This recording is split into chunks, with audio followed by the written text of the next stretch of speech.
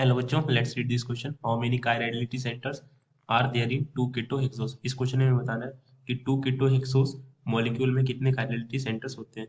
So please note the key concept of this question. Any atom having 4 different groups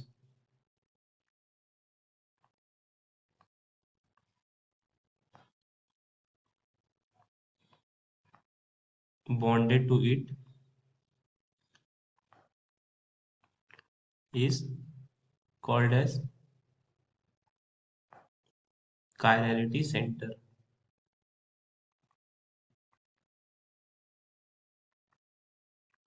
तो हमें इस क्वेश्चन में 2 केटो हेक्सोस का नंबर ऑफ कायरलिटी सेंटर बताना है। उसके लिए हमें 2 केटो हेक्सोस का स्ट्रक्चर ड्रॉ करना पड़ेगा। 2 केटो हेक्सोस, हेक्सोस से मतलब है कि 6 कार्बन का चेन होगा और 2 केटो यानी सेकंड पोजीशन पर कार्बन है और बाकी सारे पोजीशंस पर कार्बन की एक वैलेंसी को एटलीस्ट एक हाइड्रोजन सेटिस्फाई करेगा। मोरओवर केटो हेक्सोस की जो केमिकल फॉर्मूला होती है दिस इज C6H12O6। सो यहाँ से हम इसका स्ट्रक्चर ड्रॉ कर सकते हैं। This is CH2OH। Second position पर ये डबल बॉन्ड ऑक्सीजन यानी केटो ग्रुप बना रहा होगा। यहाँ CH2OH and then 1 2 3 OH OH OH।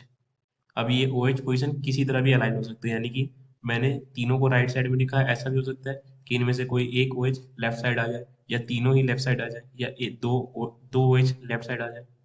सो हमें बताना है कायरलिटी सेंटर्स कितने हैं, यानी हमें ऐसे सेंटर्स ढूंढने पड़ेंगे जहाँ कार्बन के अराउंड 4 ग्रुप्स अटैच्ड हो और चारों ग्रुप्स डिफरेंट हो। तो अगर मैं इस ग्रुप को देखूं, इस कार्बन को देखूं, तो ऊपर की तरफ ये सेपरेटेड ग्रुप्स हैं।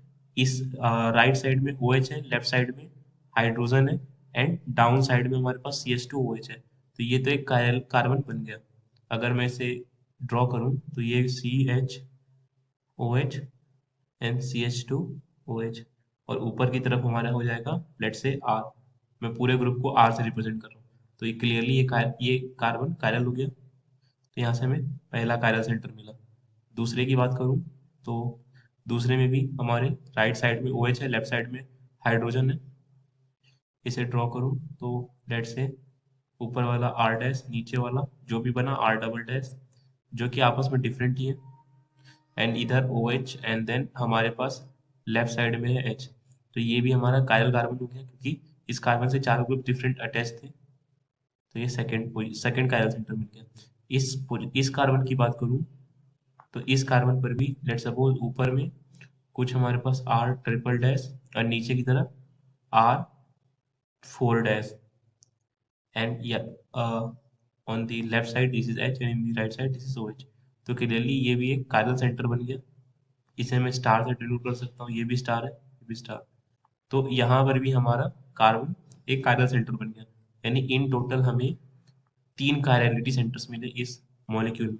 अच्छा, ये टॉप वाला पोजीशन पर कायरलिटी सेंटर नहीं बनेगा क्योंकि अगर मैं CH2OH और नीचे वाले ग्रुप को लेट से X बोलूं तो CHHOH एंड नीचे X।